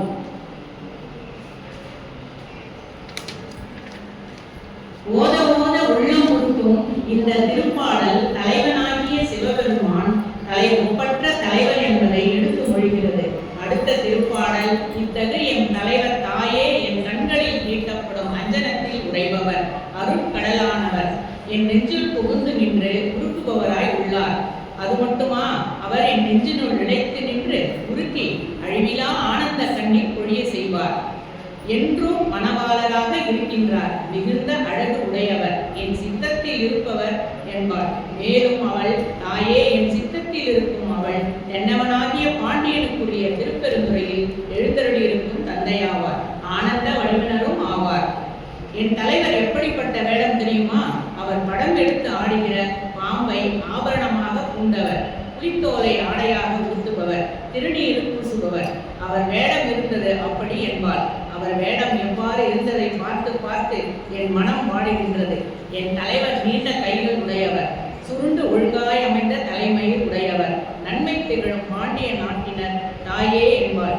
நன்மை திகழும் பாண்டிய நாட்டினராகிய அவர் நிலை கொள்ளாமல் பறந்தெழுந்து அறைகின்ற என் மனதை ஆட்கொண்டு என்பால் அன்பு செய்கின்றார். ஒன்றை மதியமும் பூவின மத்தமும் சுன்றிய சென்னியர் அன்னே என்னும் துன்றிய சென்னியில் மத்தமும் மத்தமே இன்றென காணவார் அன்னே என்னும். என் தலைவர் கொன்றை பூவும் திங்களும் வில்வமும் ஊமத்த மலரும் நெருங்க சூடிய தலையினை உடையவர். நெருங்க சூடிய தலையில் ஊமத்தம்பூ இன்று எனக்கு பித்து ஏற்படுத்தியது. அன்னை பத்து திருப்பாடல்களில் திரண்ட பொருளை பார்த்தோம். அன்னை பத்து ஓர் அற்புத பத்து. தலைவர் வேதமொழிய வெண்ணீற்ற செம்மேனியர் என்று தொடங்கி மத்தமும் குன்றிய சென்னியர். அப்படிப்பட்ட சென்னியில் உள்ள ஊமத்தம்பூவால் இன்று எனக்கு இப்படி பித்து பிடித்தது. இவ்வாறு தலைவி கூறியதை தோழி செவிலிக்கு கூறியதாக திருப்பாடல்கள் அமைந்திருக்கும். அழகு. திருவாதவூருக்கு திருப்பெருந்துறையில் இறைவன் குருவடிவாக எழுந்தருளி காட்சி தந்து ஞானோபதேசம் செய்தார். அப்போது அவர் பேசியது வேதமொழி, அதாவது ஞானமொழி. அப்போது வெந்நீர் அணிந்தவராகவும் செம்மேனியராகவும் காட்சியளித்தார். அவர் உபதேசித்த ஞானமொழி கேட்டு திருவாதவூரர் ஞானம் பெற்றவர். பெருமானின் வெண்ணீற்று கோலமும் செம்மேனியும் அவரை ஈர்த்துக் கொண்டன. அந்த நிலையில் திருவாதவூரரின் ஞான தலைவரானார். இறைவன் அந்த ஞான தலைவர் திருவாதவூரரை விட்டு பிரிந்து சென்று விட்டார். அந்த பிரிவு துயர் தாங்காது தலைவியாகிய திருவாதவூரண்ணன் விழிந்து வாடி நின்றார். அவ்வாறு துயருற்ற திருவாதவூரரின் மனப்பதிவின் வெளிப்பாடாக தோன்றினார் அன்னை பத்து. வேதமொழிய வெண்ணீற்ற செம்மேனியர் நாதப்பறையினர் நான்முகன்மாலுக்கும் நாதரின் நாதர் என்றும் கருணை கடனிலர் ஆகிய பொருள் பெருமான் என்றும் உள் நின்று உருக்குவர் என்றும் நித்த மணாலர் நிரம்ப அழகிய சித்தத்து இருப்பர் ஆடும் மரகத்தை பூணாகவும் புளித்தோரை உடையாகவும் திருந்த பூசியவராகவும் திருநீரம் பூசியவராகவும் விளங்கும் அவர் வேடம் கண்டு என் உள்ளம் வாடும். உன்னர் கரையசி உத்தர கோசம் மங்கையரின் நெஞ்சுள் மண்ணுவர் என்றும் வெள்ளை கலிகத்த வெண்திரு முண்டத்த பள்ளி குப்பாயத்த பாய்வரை மேற்கொண்டு என் உள்ளம் கவர்வர் என்றும் தாலி அருகினர் சந்தன சாந்தினர் ஆளாக எம்மை ஆழ்வர் என்றும் தையலோர் பங்கினர் ஆவத வேடத்த ஐயம் புகுந்து போதலும் என் உள்ளம் நெய்யும் என்றும் ஒன்றை மதியமும் பூவிட மத்தமும் குன்றிய சென்னியில் உள்ள ஊமத்தம்பூவை ஏற்பட்ட வைத்தியமே இன்று எனக்கு இவ்வாறு ஏற்பட்டது. இந்த அன்னை பத்தில் நமக்கு தலைவன்பால் ஏற்பட்ட உணர்வுகளால் படிமுறையாக சொல்லிக் கொண்டே வந்து கடைசி திருப்பாடலில் அவன் பால் விட்டு ஏற்பட்டதை சொல்கின்ற பாங்கு நினைக்க சுவை பயப்பது, உயர்ந்த பெண்மையின் பெருமைக்கு உரைக்கல்லாக திகழ்வது. அது மட்டுமன்று, தனக்கு பித்தேறியமைக்கு காரணமானவர் இறைவர் என்று குறை கூறுவதற்கு மனமின்றி தலையில் சூடியுள்ள ஊமத்தம்பூவை என்பதன் மூலம் பெண்மையின் சீலத்தை விளக்குகின்றது. மாணிக்கவாசகர் தாம் பெற்ற இறை அனுபவம் மீண்டும் தனக்கு வேண்டும் என்று விரும்புகிறார். ஆதலால் பெற்ற அனுபவத்தில் திளைத்து நினைந்து பாடும் பாடல்களாக இவை அமைந்துள்ளன. உணர்ந்து ஓதுவோர் உள்ளத்திலும் அந்த இறை அனுபவ நிலையை உணர வைக்கின்றார். உள்ளம் முழுக்கும் இந்த திருப்பாடல்கள் உயிருக்கு ஊதியமாக அமைந்தவை. மன அழுக்கை கழுவி தூய்மை செய்பவை. திரைக்காட்சி கண்களுக்கும் கருத்துக்கும் விருந்தாகி சிறு பொழுது கலிப்பு நல்குவது. ஆனால் திருவாசக காட்சி உயிருக்கும் உணர்வுக்கும் விருந்தாகி வாழ்க்கை முழுவதும் இன்பத்தை நிகழ்த்தி கொண்டே இருப்பது. உயிரை மேம்படுத்துவது, ஈரேற்றுவது. நாதப்பறையுடைய அவர் சாதாரண தலைவர் அல்லடி. 4 முகங்களுக்கும் பிரம்மாவுக்கும் மூவுலகையும் ஈரடியால் அளந்து நெடுமாலுக்கும் தலைவர் என்ற தலைவர் என்று மிக பெருமித உணர்வோடு என்னிடம் சொல்வார். வேதமொழிய வெண்ணீற்ற செம்மேனியர் நாதப்பறையினர் அன்னே என்னும் நாதப்பறையினர் நான்முகன்மாலுக்கும் நாதரின் நாதனார் அன்னே என்னும் நான்முகன்மாலுக்கும் நாதரின் நாதனார் என்றும் நம் தலைவரின் ஒப்பற்ற தன்மையை முதலில் எடுத்து முடித்து அவர் உள் நின்று உருக்கி உழப்பிலா ஆனந்த கண்ணீர் தருவர் என்கிறார். இறைவன் எழுந்தருளி இருந்தது தம்மை ஆட்கொண்ட இடம் திருப்பெருந்துறை என்பதை தென்னன் பெருந்துறை அத்தர் ஆனந்த வடிவினர் என்று சொல்கிறார். அடுத்து அவரது நாடு பாண்டிய நாடு என்கிறார். அடுத்து வரும் திருப்பாடலில் பள்ளி குப்பாயத்த பாய்ப்பலி மேல் கொண்டு என் உள்ளம் கவர்ந்தமையை ஓதுகின்றார். அடுத்து எம்மை ஆளும் அணிகளால் தம் கையில் தாளம் வைத்திருப்பவர் என உரைப்பதன் மூலம் என் தலைவர் அலைக்கலாக காலத்தை அளந்து காட்டுபவர் என்று உணர்த்துகிறார். இவ்வாறு மாணிக்கவாசக மங்கை நம் தலைவரின் பெருமையினை எடுத்தோர் முறை இதயத்தை கவர்வதாயிருந்தது. தலைவன், தலைவி, நற்றாய், செவிலித்தாய், தோழி, வாங்கன் ஆகிய எவர் பெயரும் சுட்டுதல் கூடாது என்பது அகத்துறை மரபு. அந்த மரபிற்கேற்ப அன்னை பத்து எந்த இடத்தும் எப்பெயரும் சுட்டப்படாததென்று இருப்பது நினைந்து மகிழத்தக்கது. முன்னால் அவனுடைய நாமம் கேட்டால் என்று அப்பரடிகளின் திருத்தாண்டகம். தன்னை மறந்தால் தன் நாமம் கேட்டால், தலைப்பட்டால் தன்னை தலைவன்தானே என்று நிறைவுறும். இவ்வாறு தற்போதும் கேட்டு இறைவன் தால் சேர்ந்த நிலையைத்தான் உண்மத்தன்மை என்று குறித்தருளுகின்றார் மாணிக்கவாசகர். திருவாதவூரண்ணல் இறைவனிடம் ஞான உபதேசம் பெற்றது முதல் அவருக்கு பித்து பிடித்த நிலை வரையிலும், அதாவது தற்போதம் கெட்டு அருள் பெற்ற நிலை வரையிலும் நிகழ்ந்த வரலாற்றை சுருக்கமாக உள்நுனி பனித்துளி பனை காட்டுமா போலே அறியத்தக்கதாக இந்த அன்னைப்பத்து விளங்குவதை ஓர்ந்து உணரலாம். அன்னைப்பத்து திருப்பாடல்களை ஓதி ஓதி உணர்தல் வேண்டும். அந்த உணர்வு ஒவ்வொரு உள்ளத்திலும் இன்பத்தையும் சொல்லியும் பேரானந்த பெருகு வாழலாம். சிவாய நமः.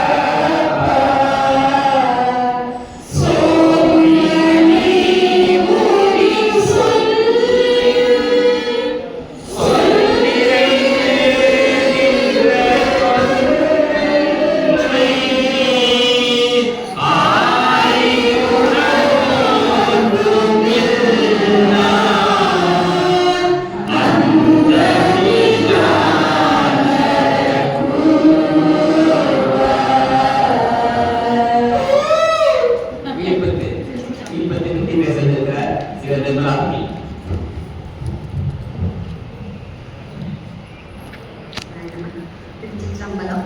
உயிர்ப்பத்து. திருவாசகத்திற்கு உண்டாதா திருவாசகத்திற்கும் உண்டார். திருவாசகத்தேன் என்பதும் சான்றோர் வாக்கு. அதில் உயிர்ப்பத்து தேன் திருவாசக பதிகமாகும்.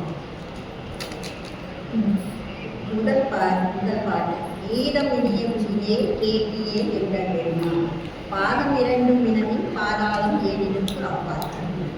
கீதம் பாடும் இனிய குடியே கேட்பாயாக. எங்கள் தலைவனாகிய சிவபெருமான் அவன் பாதம் எங்கே உள்ளது என்று கேட்டால் பாதாளம் 7 உள்ளது என்பார்களே, அந்த 7 பாதாளங்களையும் கடந்து உள்ளது. அவனுடைய ஒளி பொருந்திய மணிமொழி அதை பற்றி சொல்வதானால் சொல்வதற்கும் அறிய தொன்மையான பழமையான என்பவர். ஆதியும் அந்தமும் இல்லாதவன், முக்குணமும் இல்லாதவன். ஆனாலும் நீ கூப்பினால் வருவான், நீ விழுவாய் கீழே. அடுத்தது 2வது பாடல். ஏத்தரும் ஏழுடன் ஏற்ற எவ்வொருவும் கண்ணுருவாம். அழகிய 7 உலகமும் போற்றும்படியாக எல்லா ஒளியும் கண்ணுருவமாக கொண்டு அனைத்திலும் நீக்கமர நிலை கொண்டவர். ஆர்கடி சூழ்நிலை நிலவை அழகவர் வல்லோதைக்கு ஒலிக்கின்ற கடல் சூழ்ந்த தென் இலங்கையில் உள்ள அழகு மண்டோலி, அதாவது ராவணனின் மனைவி சிறந்த சிவபக்தை. அவளுக்கு பேரருள் இன்பம் அளித்த பெருந்துரை மேயகிறாள். அதாவது அவள் வசதிக்கு வீழ்ச்சி குழந்தையாக காட்சியளித்து பேரருள் புரிந்தளித்த பெருந்துரையை வீற்றிருக்கும் பிரானை உன் சீரிய வாயால் வீடே தென்பாண்டி நாடனை கூவாய். உன் இனிமையான குழந்தையுடைய வீடே தென்பாண்டி ஆழ்வரான மீனாட்சியின் கணவனை எம்பெருமானை வரக்கூவாய். 3வது பாடல். நீல உருவின் வீடே நீர்மணி மாடம் இல்லாமல். நீல நிறத்தில் உள்ள வீடே நீண்ட மணிகள் பதிக்கப்பெற்ற மாடங்கள் உள்ளதும் கோல அழகில் திகழும் முடிமங்கை வடிவான அழகிய உமாதேவியுடன் உத்தரகோச மங்கை என்ற ஊரில் வீற்றிருக்கின்ற ஞானம் விளங்க இருந்த நாயகனை பரப்புவார். அதாவது உலகம் விளங்க காரணமாக இருக்கின்ற நாயகனை பரப்புவார். தேன் போல திட்டிக்கின்ற பழங்கள் நிறைந்த சோலைகள், அதாவது தேன்பழ சோலை பயிரும் சூழ்நிலை இருக்கிறேன். தேன் போல திட்டிக்கின்ற பழங்கள் நிறைந்த சோலையிலே உலாவுகின்றே இதை கேட்பாயாக. வான் படித்து இம்மண் புகுந்து மனிதரை ஆட்கொண்ட வள்ளல். அதாவது வான் உலகமே வேண்டாம் என்று மண் புகுந்து மனிதரை ஆட்கொண்ட வள்ளல். வானுலகை வேண்டாம் என்று விட்டு இறங்கி வந்து இம்மண்ணில் உள்ள மனிதர்களை ஆட்கொண்ட வள்ளலாகி எம்பெருமான் இவ்வுடல் அழிந்து ஆசாபாசங்களை நீங்கி என் உள்ளே உணர்விலே போன்ற ஒருத்தன் மான்பழி தாண்டவை நோக்கி மணாலனை நீ வரக்கூவாய். மான்விழிகளை பழிக்கும் விதமான கருணை பார்வையுடைய உமாதேவியின் கணவனை வரக்கூவார். சுந்தரத்து என்பவர்களே சூழ்சுடர் நாயை போல. இன்பம் தரக்கூடிய உடலுள்ள முறையிலே ஒளி கொடுக்கிய சூரிய கதிர்கள் மேலே இருந்து வெளிச்சத்தை தருவது போல அடியவர்களின் ஆசைகளை பற்றுகளை அறுப்பான். முன்னும் நடுவும் முடிவும் ஆகிய மூவர் அறியா சிந்தூர சேவடியாகி சேவகனை வளர்க்குவாய். படைக்கும் பிரம்மன், காக்கும் திருமால், அழிக்கும் இந்திரன் ஆகிய மூவரும் அறியாத சிவந்த திருவடிகளை உடைய வீரனை வளர்க்குவாய். இன்பம் தருவன் உயிலே ஏழு உலகம் முழுது ஆடி. அதாவது தலைவி உயிரிடம் கூண்டு சொல்லுமாறு வேண்டுகோள் வைப்பதால் உனக்கு இன்பம் தருவேன் உயிரே, உனக்கு பிடித்தமானதை நான் தருவேன். ஏழு உலகத்தில் முழுவதும் ஆட்கொண்ட இறைவன் அன்பனான அமலம் போன்ற தன் நினைவுகளை அடியவர்களில் கழித்து அடி ஊறி விளைகின்ற ஆனந்தன் வாணி வந்த தேவன் நன்கொள் மணி சுவடு ஒத்த நல்கருவியை வருவானே பொன்னின் நிழற்றும் வீடே கோவையினாலே உருவாய். சுத்தமான பொன்னில் மாணிக்கமணிகளை வகித்தது போல உள்ள குதிரை மேல் வருவானே குதிரை வாகனாக வந்து நரிகளை பலியாக்கி திருவிளையாடல் புரிந்து ஆட்கொண்டவர். கொம்பில் வீற்றிருந்து பாடுகின்ற வீடே கோவையினாதன். அதாவது கோவை என்பது திருத்தூரில் உள்ள வீட்டிலிருந்து நாகரை உருவாய் என்று சொல்கிறார். உன்னை உகப்பன் வீடே, உகப்புவன் என்றால் விரும்புவேன் என்ற அர்த்தம். உன்னை நான் விரும்புவேன், உன் குற்ற தோழியும் ஆவேன். பொன்னை படிக்கும் விதமான நல் திருவுருவை உடையவன், புகழ் வாய்ந்தவன், இவ்வுலகை ஆளுகின்ற மன்னன், குதிரை மேல் வந்த வள்ளல், கருணையாளன், பெருந்துறையில் கோயில் கொண்டுள்ள எல்லா உலகங்களையும் ஆளக்கூடியவர் என்பதை மூன்று நிலங்களையும் ஆளுகின்றவர் தென்னவன், சேரவன், சோழன் என்று கூறுவது வழங்கப்படுவது. சீர்பெயர்கள் சிறப்பான பாம்பினை அணிகளாக அணிந்து உள்ள சிவபெருமானை வழங்குவார். அடுத்து 8வது பாடல். வாயிக்கே நீ பிள்ளாய் நாளோடு நான்குவன் கேள்வி. வாயினி நீ சிறுப்பிலே இளங்குயிலே திருமாலாகிய கேள்வி பிரம்மன் முடியை கேள்வியும் முடியாமல் போனது. இறுதியில் சிவபெருமானை தியானித்து நிற்க அவர்களுக்கு வானத்தை பிளந்து கொண்டு ஓங்கி நின்று ஒளிப்பிழம்பாக காட்சி கொடுத்தார். அண்டத்தை கடந்து விரிசுடராகவும் வெய்பொருளாகவும் நின்ற பெருமான் காவி வரும் பைப்பாக தாழ்சடையும் வழங்குவாய். அதாவது குதிரை மேல் வந்து ஆட்கொண்ட நீண்ட சடாமுடியில் உள்ள பெருமானை வழங்குவாய். நின்றாலும் கிடந்தாலும் இருந்தாலும் எழுந்தாலும் நிச்சயம் செய்தாலும் அச்செயல் ஈசன் செயலே என்று உணர்த்தி தும்பி, கிளி, குயில் போன்ற பிற ஜீவராசிகளின் பிறவியையும் பயனடைய செய்து அவற்றையும் இறைவனிடம் செலுத்தி பரம்பொருளை பேசுமாறும் ஆதி அந்தமில்லானை நெய்மாண்டி நாடனை கோவடி நாதனை காட்சடையவனை அன்பன், ஆனந்தன், அழகன், வள்ளல் சீர்பயங்கன், பரிபாகன், தேவபிரானை குருமாறு உயிர் பிறவிக்கு ஈசன் அருளிய இனிய குரலையும் கீதம் போன்ற மொழியையும் இறைவனுக்கே பயன்படுத்துமாறு உயிரை நோக்கி பார்க்கின்றார். காருடை பொன்சீழ் மேனி கைப்பொழில் வாழும் உயிரே, கருத்த நிறமுள்ள பொன்முளை போல் என்னும் உயிரே, ஒளி திகழும் சோலையில் வாழும் உயிரே, சிறப்பான தாமரை மலரின் இடத்தை மேலில் கொண்ட செல்வன், பார்வை பாதங்கள் காட்டி பாசம் மறுத்து என்னை ஆண்ட. இவ்வுலகத்தில் தன் திருப்பாதத்தை காட்டி பாசம் மறுத்து இவ்வுலக பற்றை நீக்கி என்னை ஆண்டு கொண்ட கருணையாளன். ஆர்த்தி மாலை ஆருடை கம்பொனி மேனி அமுதினை நீ வழங்குவார். ஆர்த்தி மாலை செய்ய பொன் போன்ற மேனியுடைய அமுதம் போன்ற என் பெருமானை இங்கு வரக்கூவாய். 10வது பாடல். கொந்தளவும் பொழில் சோலை பூங்குயிலே கேள்வி. பூங்கொத்துக்கள் பொருந்திய அழகிய சோலையின் பூங்குயிலே இது கேள்வி. குருவின் வடிவில் அந்தனாக உளுந்த மரத்தடியில் வந்து காட்சி அளித்தவர் எம் தமராம் இவர் என்று என்னையும் ஆட்கொண்டவர். சிவந்த தழல் போல் கேள்வியினுடைய தேவர்களுக்கெல்லாம் பிரானாக உள்ள பரம்பொருளை பரப்புவாய் கீழே என்று கூறுகிறார். சிற்றம்பலம் வாங்கி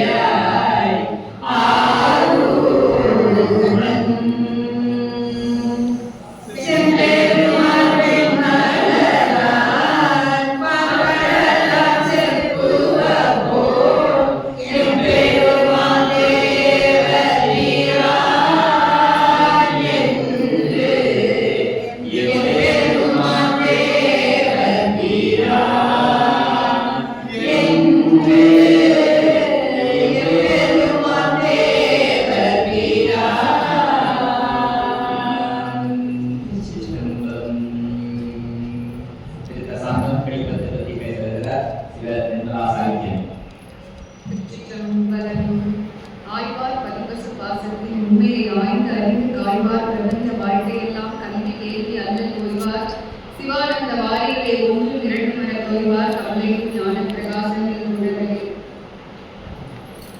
அண்ட சராசரங்களுக்கும் அதிபதியாக விளங்கக்கூடிய செந்தமிழ் சுத்தநாத பெருமானின் திருவடிகளையும் தர்மயாதின குருமக சரிகாலத்தின் நிலவுகளையும் மனமொழி மெய்யால் வழங்கி திரு தசாங்கம் மணிவாசகருடைய திரு தசாங்கம். தசாங்கம் என்பது 10 அரசனின் 10 உறுப்புகளை பற்றி கூறுவது. இந்த மணிவாசகர் பெருந்துரை மன்னனின் 10 உறுப்புகளை பாடியிருக்கிறார். இது கீர்த்தி திருவள்ளுவரையும் இதே தசாங்கத்தை சொல்லியிருக்கிறார். இதுல எப்படி அமைந்திருக்கு அப்படின்னா, ஒரு பெண் அடியார் கேள்வி கேட்பதாகவும் ஒரு கீழ் பதில் சொல்வதாகவும் மேலோட்டமா பார்த்தா இருக்கலாம். ஆனா மணிவாசகருக்கே உள்ள தனித்துவம், நம்ம இப்ப பெண் அடியார்களை வைத்து இந்த 13 பதிகம் பாடியிருக்காரு அப்படின்னு சொல்லுவோம். அது என்ன அப்படின்னா, தன்னை ஒரு பெண்ணாலும், அதாவது ஒரு பெண் உயிர்கள் அனைத்தும் பெண்ணாகும், பெருமான் மட்டுமே தலைவன் ஆண் என்ற தலைப்புல தான் திருக்கோவையார் அனைத்துமே அமைந்திருக்கிறது. அப்ப தன்னை ஒரு பெண்ணாக தலைவியாகவும் தலைவனாக பெருமானை வைத்து பாடிய தனி பான்மை மணிவாசகருக்கே உள்ளது. அந்த உயிர்களுக்காகத்தான் இது பாடினது. அந்த கிளிவை எப்படிப்பட்ட கிளி அப்படின்னா, மன வளர்ச்சி உடையவர்கள் தான் மனிதர். அந்த தமிழர்கள் மனிதன் என்று சொல்லி அப்படி வச்சிருக்காங்க. அப்படி மன வளர்ச்சி விலங்குகளுக்கும் உண்டு. அந்த மன வளர்ச்சியில நம்ம திருவிளையாடல் புராணத்துல நாரை கேழல் இதெல்லாம் பார்த்துருக்கோம், முக்தி பெற்றது. அந்த கிளி ஒரு பக்குவமான கிளி. இந்த பதில் சொல்லக்கூடிய அந்த பெண் அடியார் இப்பதான் புதுசா அடியார் கூட்டத்துல வந்தவங்க. இந்த புது அடியார் எப்படி இருப்பாங்கன்னா, கேள்வி இது தெரியணும் அது தெரியணும் அப்படின்னு கேட்பாங்க. தெரிஞ்சிட்ட பிறகு எனக்கு இது தெரியுது அது தெரியுது அந்த அந்த ஒரு ஆர்வம் இருக்கும். அந்த மாதிரி இந்த பெண் இந்த பக்குவமான உயிர் அந்த கிளி பதில் சொல்வதாகவும் புது அடியார் கேள்வி கேட்பதாகவும் அமைந்ததுதான் இந்த திருத்தசாமி. பெயர் முதல் குருக்கு பெயர். இந்த பெயர் என்னன்னு கேட்குறது. இந்த பெண் அடியார் கேட்கிறாங்க. அந்த கிளி கிட்ட கேட்கும் பொழுது இரு நானே சொல்றேன், துருத்துருப்பு இருக்கிறது ஆர்வக்கோளாறு. நானே சொல்றேன் பேரு. பிரம்மா செம்பெருமான் என்று சொல்றாங்க. திருமால் ஆரூரன்னு சொல்றாங்க.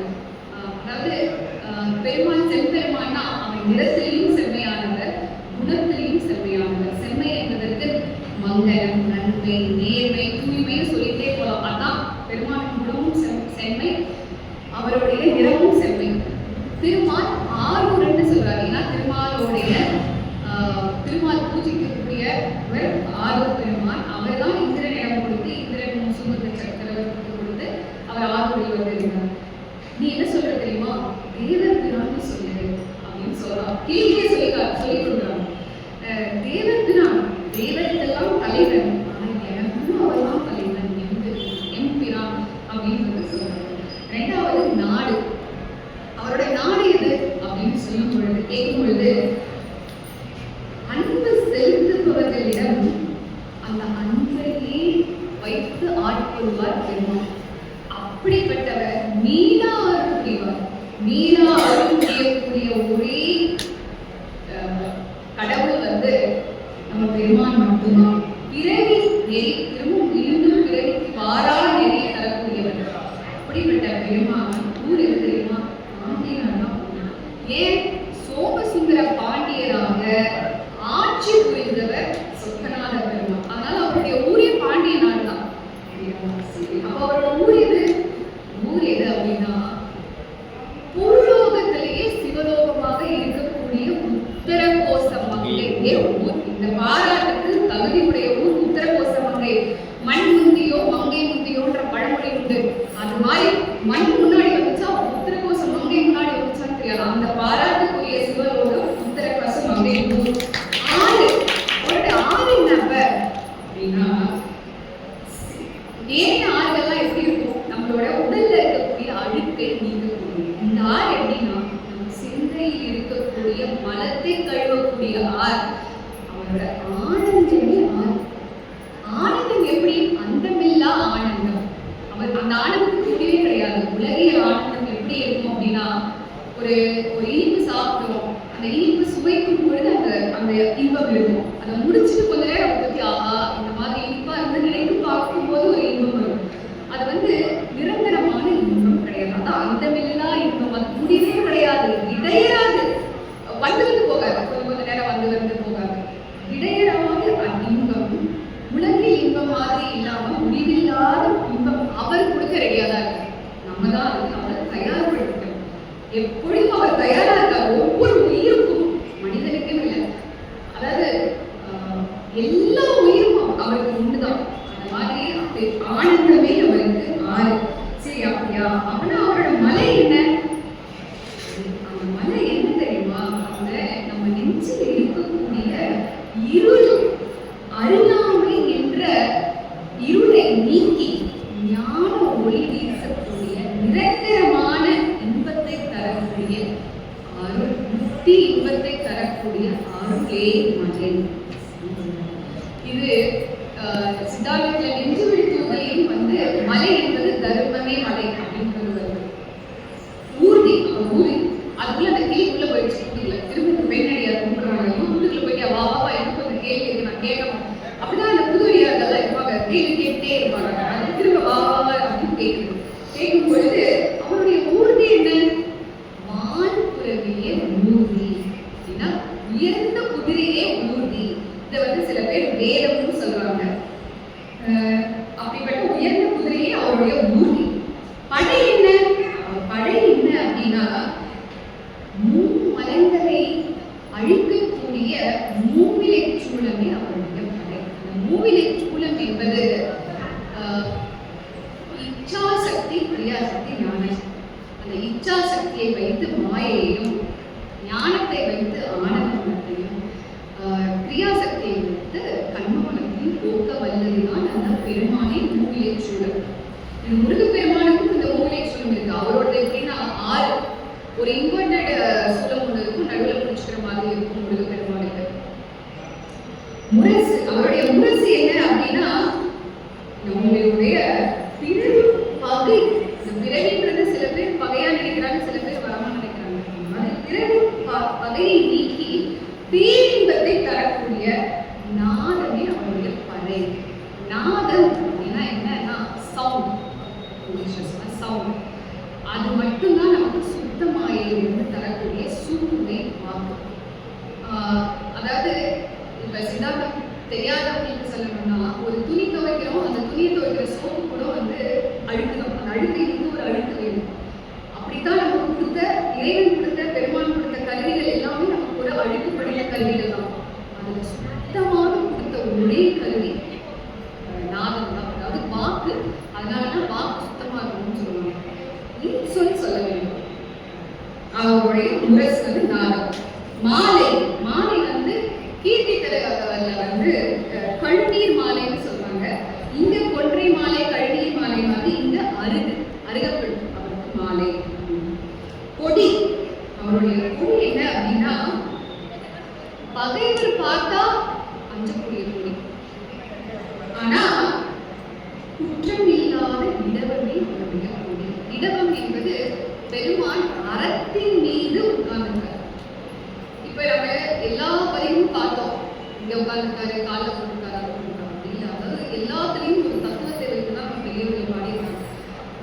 அறத்து மேல உட்கார்ந்துருக்காரு அப்படின்னா அறத்தோடு இருந்தாதான் பெருமானை நெருங்க முடியும். எந்த செயல் செய்தாலும் அறம் பரிமையை சொல்ற மாதிரி விதித்தன செய்தலும் விளக்கியன ஒழித்தலும்ன்றதோட வேட்டு சுரக்காய் கறி உதவாதன்ற மாதிரி போகக்கூடாது. அதாவது நம்மளால என்ன முடியும், அடுத்தவங்களை துன்புறுத்தாம இன்சொல், நம்மளால முடிஞ்ச இன்சொல், நம்மளால அதுதான் யாவருக்குமோ இன்னொரு என்னெல்லாம் செய்ய முடியும், எதுவெல்லாம் செய்ய முடியும். அட்லீஸ்ட் ஒரு இன்னுரை சொல்லணும், யாவருக்கும் இன்னுரை தானே. அப்படி பிறருக்கு நம்மளால முடிந்த உதவி, பிற உயிர்களை நம்மையும் நேசிப்பது, அதுதான் ஜீவகாருண்யம் என்று முதல்ல. அப்படி அதை இருந்தால் பெருமான் நமக்கு அருகில் வருவார். எல்லாருக்கும் அடியாருக்கு எளிய பெருமான்னு நம்ம சொல்றோம். இந்த ரெண்டே ரெண்டு பிற உயிர்களை நம் உயிர்கள் போல் நேசித்து இன்சொல் இதை மட்டும் இப்போ இவ்வளோ நேரம் நம்ம பொறுமையா உட்காந்து கேட்டுட்டு இருந்தோம். ஒரு டேக்கவேவா இந்த ரெண்டே ரெண்டு பாயிண்ட், பிறருக்கு இன்சொல்லும், பிறருக்கு நம்மளால முடிஞ்ச உதவியும், பிறருக்கு பிற உயிர்கள், உயிர் மனிதன் கிடையாது, அதெல்லாம் தாண்டி போகும். பிற உயிர்களை நம் உயிர் போல் நேசிக்கணும். நேசித்தால் பெருமான் அருள் என்ற மழையில் நம்மளையும் ஆனந்த அருள் மலையில அந்த வெள்ளம் வந்து நம்மளையும் அந்த பேரின்ப முக்தி இடையராத இன்பத்தில் ஆழ்த்துவார் என்று கூறி எல்லோருக்கும் பொறுமையோடு கேட்ட அனைவருக்கும் அடியார் கோரிக்கை மனம்